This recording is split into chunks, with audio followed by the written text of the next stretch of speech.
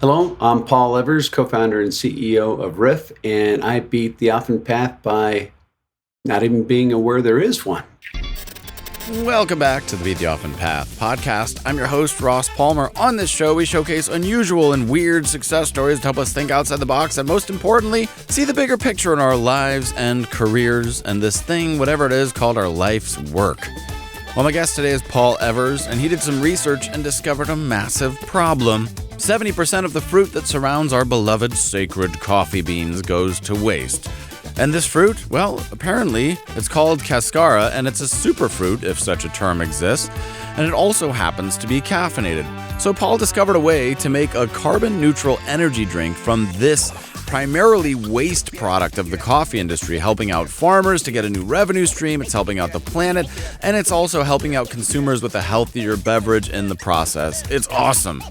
It's the exact kind of idea that I love so much, and it's hard to believe that no one has done it until now. Paul's Oregon-based startup has already raised several $1 million in funding and has been featured on many of the world's top media outlets. So, here's Paul Evers, founder and CEO of Riff. All right. Well, that's good.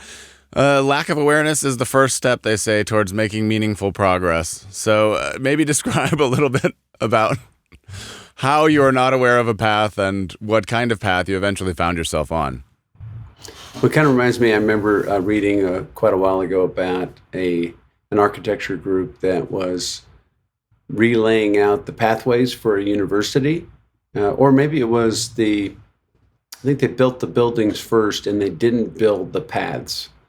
And what they did was they planted grass and then they just let people define which were the most efficient and effective and most useful paths by wearing down the grass. And then they paved those paths. So that was completely avoiding any kind of predetermination or sort of, I guess, theory as to how people would best use or get from one building to the next. And just let the actual human experience define what those most efficient paths and best paths were. Was that conscious or was that just laziness? Because that happened at my school as well. You have quads or quadrangles and everything's on a square grid, but of course the diagonal path was the one that was the most well-worn. No, that was a conscious exercise. Interesting. They convinced the university, the institution, to allow them to do it that way. Interesting. So looking at the market and observing. Maybe they were traipsing in mud and grass blades into the classroom. I'm not sure, but anyways, that it was successful. I think that's an interesting study. It's more of a kind of an anthropological approach. Really studying how humans actually work, and then design around that versus imposing a system that might be more efficient from a construction or cost perspective in defining the way that people would use a building or a structure or a campus. Do you think that that's the very definition of good entrepreneurship?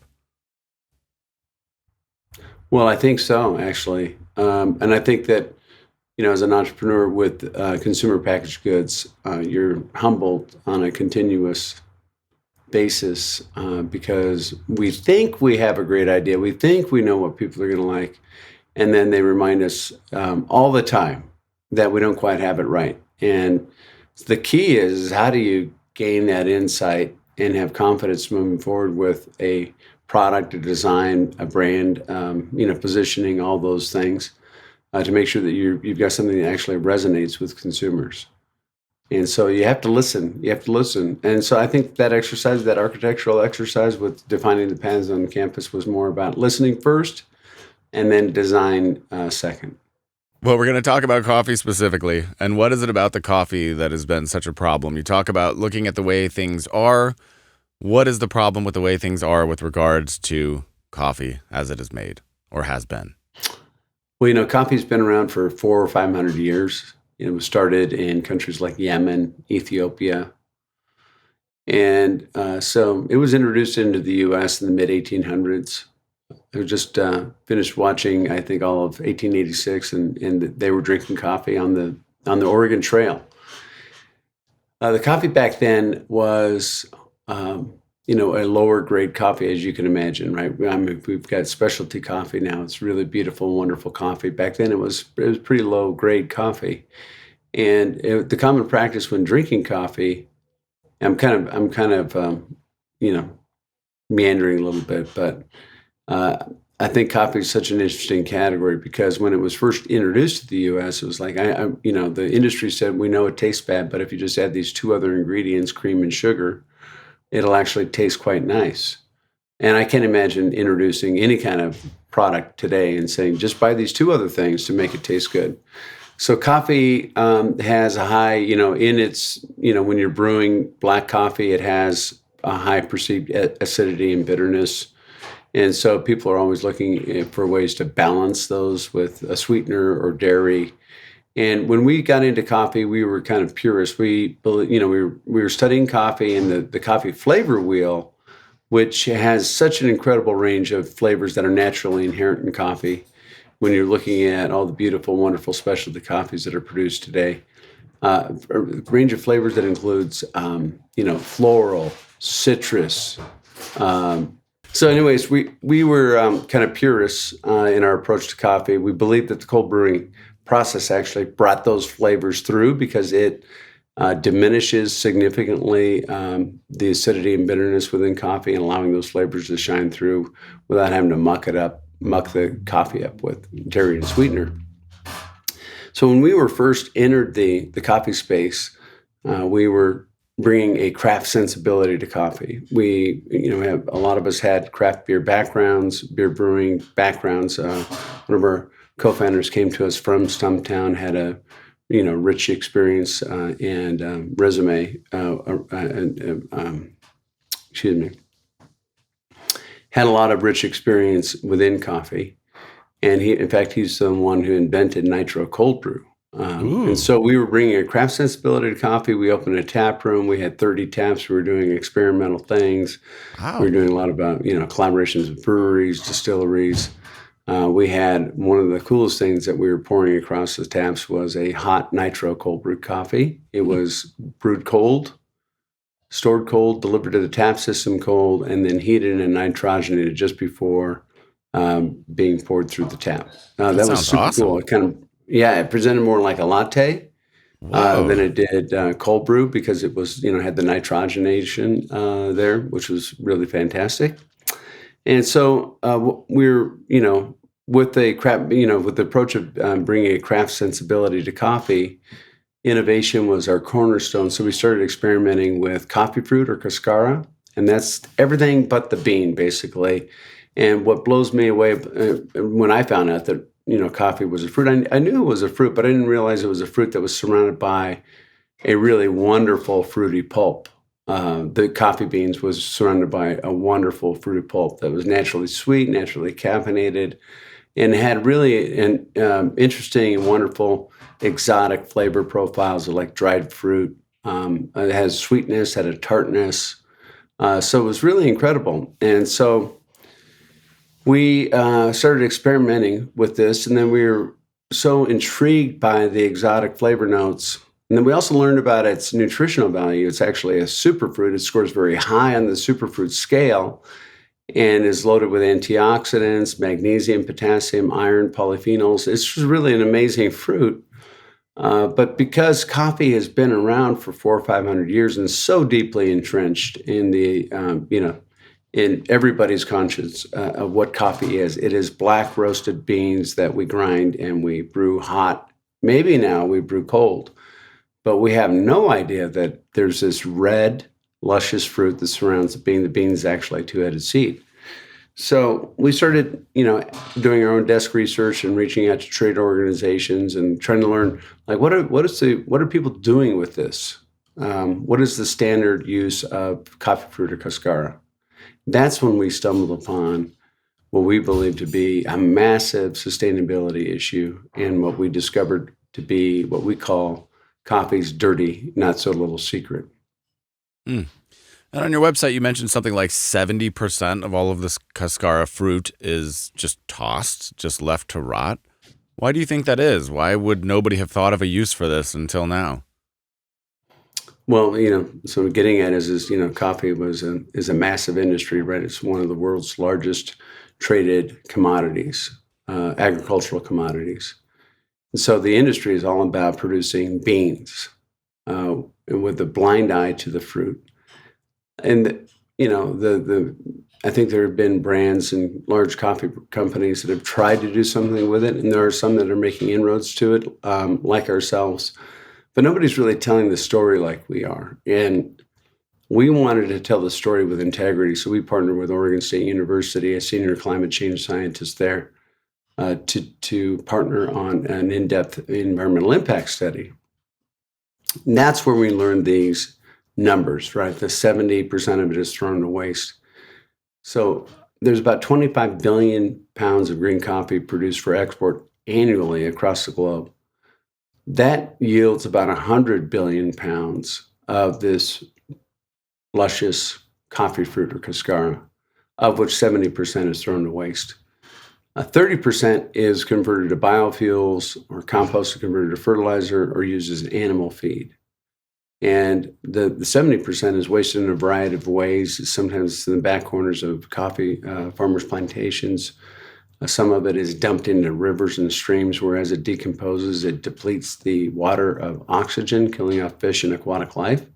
But the majority of it is hauled off into landfills and piled into mountains. It's just been, coffee, I think, maybe is a bit, as an industry, I think is embarrassed that it has created this massive sustainability issue, because as this fruit is wasted, thrown to waste, and decomposing in landfills, et cetera, it's producing methane gas equivalent to 14.5 million metric tons of carbon dioxide. That's the same level of emissions as 3 million automobiles. So it is unbelievable. It's mind-boggling how massive this issue is, and why isn't anybody really doing anything about it? There are a few that, like I mentioned, that are doing something, which is great. But it's a result of lack of awareness, which leads to lack of demand. And so,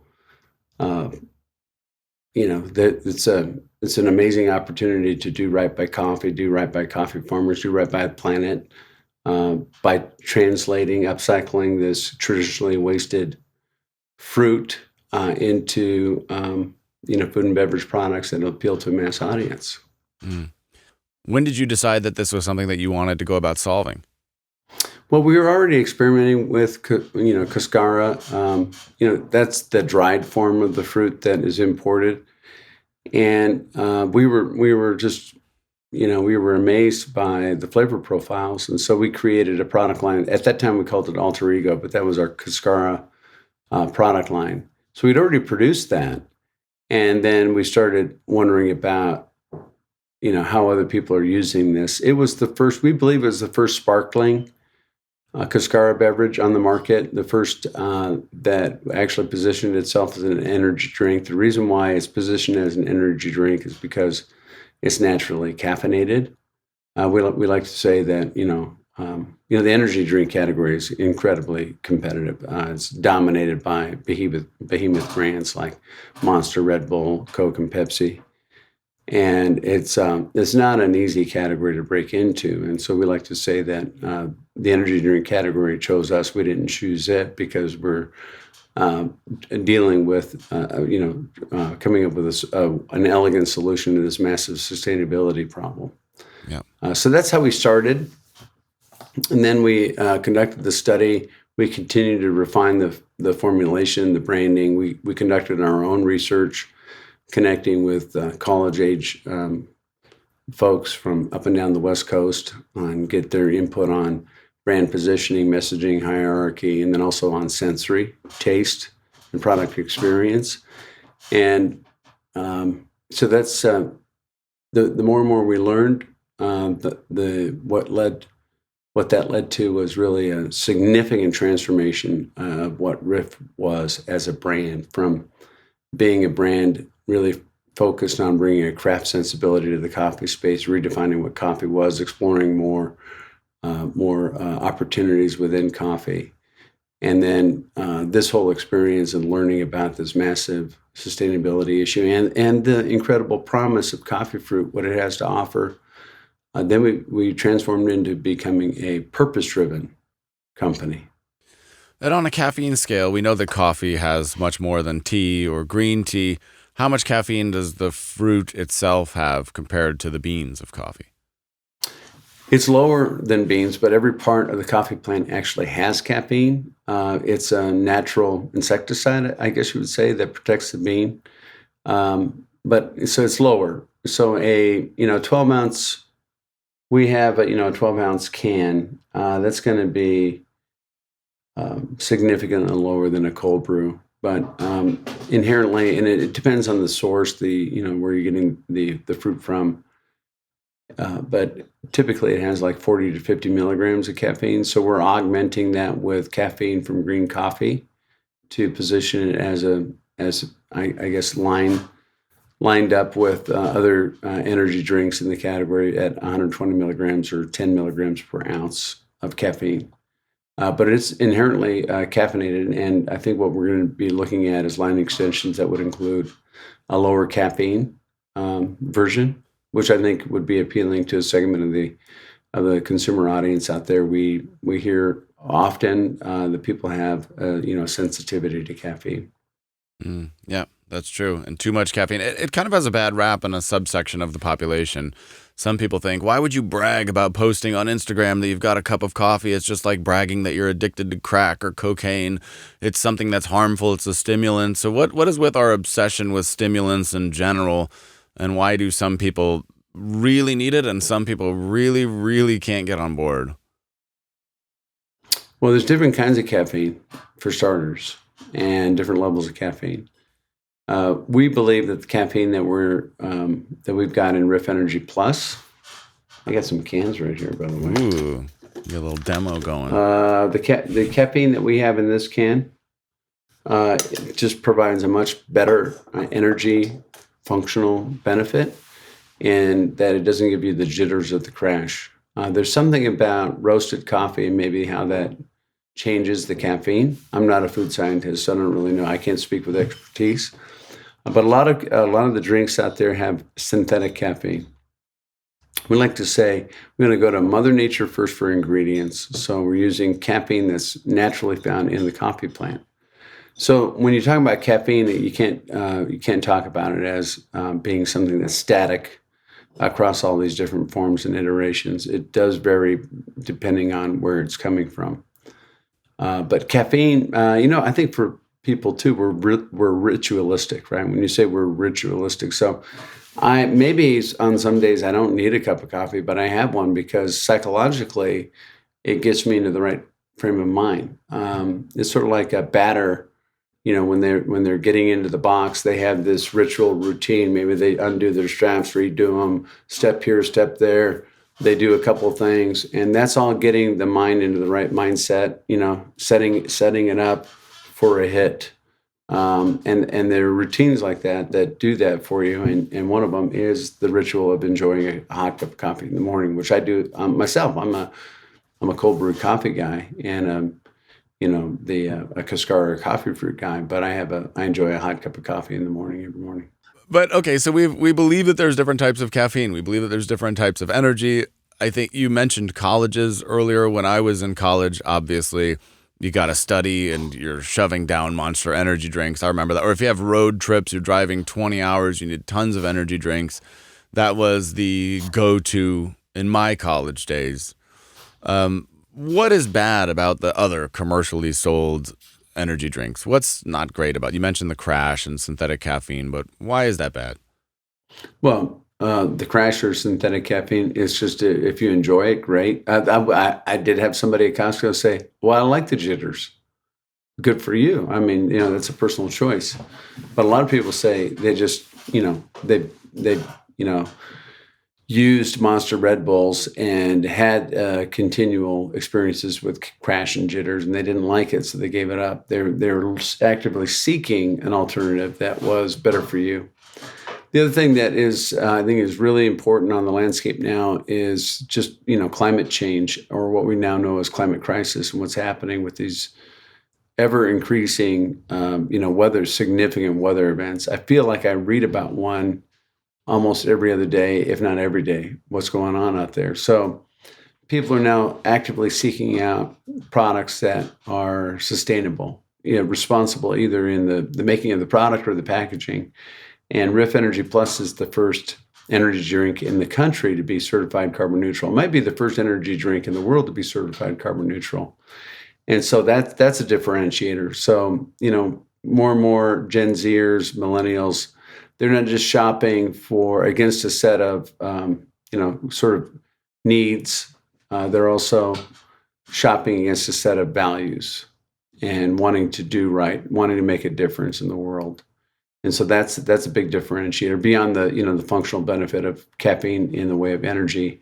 Riff Energy Plus also has an immunity benefit. We're going to be extending that to include other benefits like focus and recovery and different things, whatever's trending, whatever people seem to need. We're going to be looking at extending that whatever in whatever this beverage would accommodate in a form. But that's one thing. Our Energy Plus is made with real fruit juices, real fruit juice purees, guava, passion fruit, blackberry, acai, and I think it's verified non-GMO. I think a lot of this growing segment of conscientious consumers are seeking things that don't come with a bit of a question as to whether or not it may have some negative impact on your physiology, your biochemistry, and prefer to have something that comes from nature.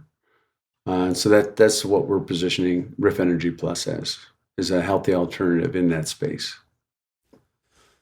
And on your website, you use the language win-win-win, which is a term that I've used on this show a lot. And it's basically the purpose of this show. The other term you said is meandering off the path, and that could also be the title of this podcast. So they're both ideas. But the win-win-win in your case on the website is talking about the win for getting rid of this waste stream, the win for sustainability, the win for the planet, the win for the coffee farmer themselves, because what was once garbage becomes a new source of revenue.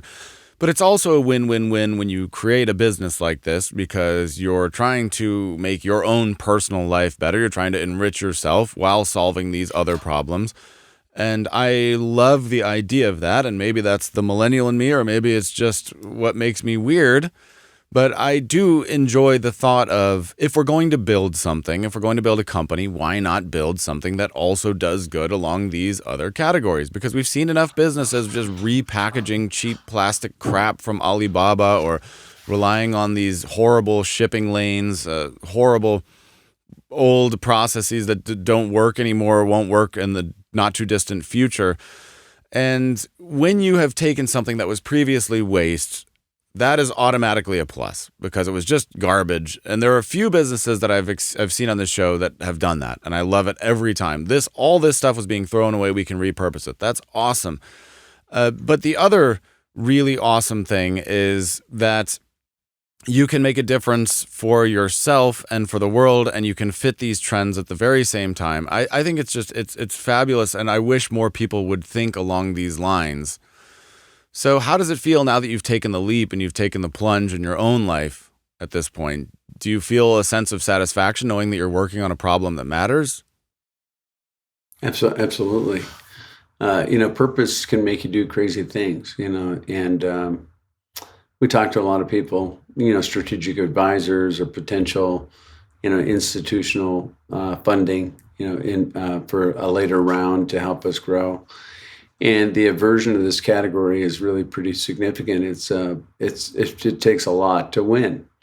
But when you're driven with purpose and you feel like you've identified something that really has significant promise in solving all these problems and making life easier for so many people throughout this supply chain, it causes you to do crazy things. Makes you go the extra mile. I mean, it's all these things that you read any of these stories about some amazing discovery or an amazing development. And usually it has a story kind of like this, but for every success, I know there's thousands of failures. And so you have to be willing to take that risk and not be afraid. And so when you have purpose, actually, it grounds you in having, and also it helps really center and anchor you on understanding what you're trying to achieve. But, like I like to say this, that, brilliance and stupidity are like opposite ends of a spectrum, right? This is the stupidest idea I ever came up with, or this is the most brilliant idea I've ever come up with. And opposite ends of a spectrum that's made of rope, and that rope is connected. And while they're on opposite ends of the spectrum, they're adjacent to each other at the exact same time. And you vacillate between the two, like, oh, God. I don't know. You have to have a lead stomach to do this kind of thing, because it's not for the faint of heart. That's for sure. So the initial metaphor that you used of the path and seeing where people go first and then building the path there is very apt for this scenario, because people use energy drinks. They like energy drinks. For better or for worse, it's a part of our culture. And rather than try to fight what is, you have found a way to fit this problem into something that people already use and like know that they like and know that they use. I think that's a really cool concept. It's something that I struggle with on a daily basis, how to package it better. How did you decide that this was the use for Cascara? Well, like I said before, we feel like we didn't choose the energy drink category. It chose us because Cascara coffee fruit is naturally caffeinated. So you're always gonna have that energy component. It might be not as strong as what we have now, but it's always going to be there. It has caffeine, and I think the number one thing that we still don't have 100% certainty, because we don't have mass proof of concept yet. But sure, we want to make sure that we're delivering a brand, a product that actually meets the desires and needs of the consumer, the sensory. So how does it taste? How does the functional benefits of caffeine or energy and the immunity, how does that affect your, the way you feel about your body? How does that deliver and translate for you? So you got to deliver that first, because nobody's going to buy a sustainability story and compromise, their need for something tasty, delicious, and refreshing. So you got to make sure you meet that, and then the whole story thing. So we're trying to position it as this is a healthy alternative. We're certified carbon neutral, so that's good. If you wanted to dive into that story, you could, but it at least checks off this sort of ethical and moral sense of responsibility. And then, does the brand feel good? Does it something, so many people, for so many people, these brands are extensions of their own identity. On, Instagram, they're drinking it. So does this feel like it complements my identity, or is it in conflict? Does it support it? So is the brand something that you identify with? That's kind of the emotional benefit of the product. There's the functional benefit, which is, the product experience, and that the energy and immunity benefit, et cetera. And then the emotional benefit is going to be like, do I identify with the aesthetic of this brand? That's on the surface, but then it goes to, I love what these guys are trying to do in solving major problems and doing right by consumers while doing right by coffee farmers and the planet. Then that's where you end up with brand loyalty, is when you can tell that story effectively. And it's not going to be in your first meeting or your first impression. It's not going to be with the product sitting passively on shelf and somebody stumbles upon it. But as they dig into it deeper, we have a QR code on our cans. You can click on it and get a website that tells more of the story. That's what we're seeing. This takes more investment from the consumer, but once they get there, if we can get the story out, if we can use media, earned media as a means of getting the story out, because we don't have the financial resources to be able to do a Super Bowl ad or some other kind of big campaign, and then using influencers, people with big audiences, like we have. I think you brought this up. We have retired Super Bowl champion Vernon Davis. He's also a TV personality and now a film. He's an actor. He's just recently. Well, he did. I think he was in Bruce Willis's last two movies that he completed. Cool. I mean, the last two of Bruce Willis's career. And then he just finished a film with Morgan Freeman as well. He's done work with other, well-known actors, and then has been competitor on Dancing with the Stars. He was a celebrity judge in Fox News, not Fox News, but Fox's Celebrity judge. They should have a celebrity judge. I'd like to see that. I don't know. It's What just you kind of just natural said when you was say Fox false. News comes right next. Yeah, I'm right. He could be. That'd be good. Yeah. Incorrect, sir. Yeah, no, Fox's game show, Domino Masters, and he's been on, Name That Tune, et cetera. So he has a massive following of 3 to 4 million people. Wow. And he's been a big proponent of Riff. And then we signed an NIL deal. Do you know what NIL is? Nope. Nephew-in-law? Or it spells nil, which means nothing. But it's name, image, likeness. This is the whole change in the NCAA rules where collegiate athletes can now monetize their name, image, and likeness. And so they can do brand deals. So we were kind of early into that, and we signed a pretty innovative or different kind of a deal with Sedona Prince. Have you heard the name Sedona Prince? No, but I'm horribly ignorant about sports. I don't follow them. That's okay. Part of why I'm so darn popular. Anyways. Well, 90% of the people who I ask that question, they don't know who she is. Okay. And then I say, well, she is the collegiate basketball player who called out the disparity between the men's and women's weight training facilities at the March Madness tournament. Okay. And launched a message on TikTok. Does that sound familiar? Nope. But again, you're talking to the absolute wrong guy about all of this. I do not follow sports except for golf. That's it. Okay, so Sedona, she has 1 million more followers on TikTok than a brand called Nike. She's got 3.2 million TikTok followers. She did the red carpet at the ESPYs, so she's done a lot of really incredible things. And she is Riff's chief community officer. So she's all about championing, for equity and inclusion. And her work alone has led to significant change within the NCAA. And now, this year was the first time ever that the women's national basketball tournament was actually was under the brand of March Madness. Prior to that, it was only the men's, and the women's had their own national championship tournament. So she's affected significant change, and she identifies with what Riff is doing because it's about advocating for the planet and advocating for coffee farmers, and then also for better health and wellness for humans.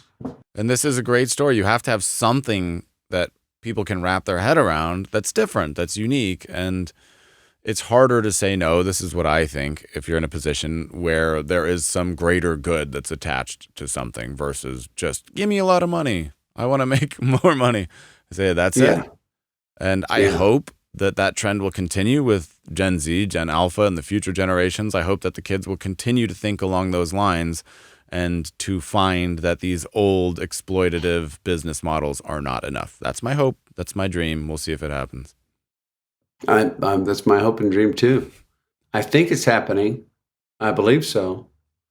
But habits are really hard to change. They sure are. And it takes a lot of effort, a lot of presence. So we consider ourselves, we're like an underdog of underdogs. And thank God that Americans love underdogs, right?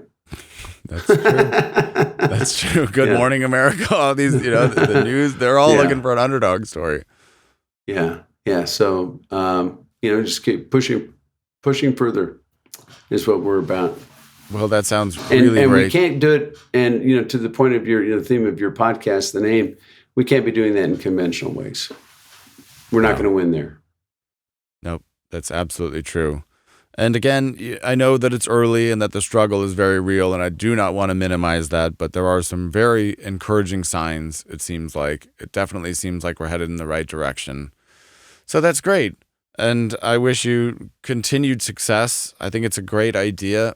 Again, win-win-wins. What a fabulous concept. If what you do could have even the slightest impact on all of this waste, that would be tremendous. It's just such a great, great thought to repurpose what was otherwise going to landfill just any time. Anybody has that thought. Especially when it's a superfruit. It just seems, it boggles the mind sometimes. It's like, how on earth did nobody find the utility in this until now? It's just so weird. Sometimes humans are really random in that way. Well, if they're just starting coffee, they're just starting, the industry was just starting now. We argue that this is actually the better half of what the coffee plant has to offer. But if coffee was just launching today, I guarantee you it'd be about the fruit. But it's just, how you have this ritual. We were talking about ritual before and habits, and you become blind to certain things that are just so obviously wrong, or an opportunity that you're completely overlooking because you're about the efficiency of your routine. And that's the coffee industry. It's a lot. It's very disruptive to say, oh, now we're going to process this other thing.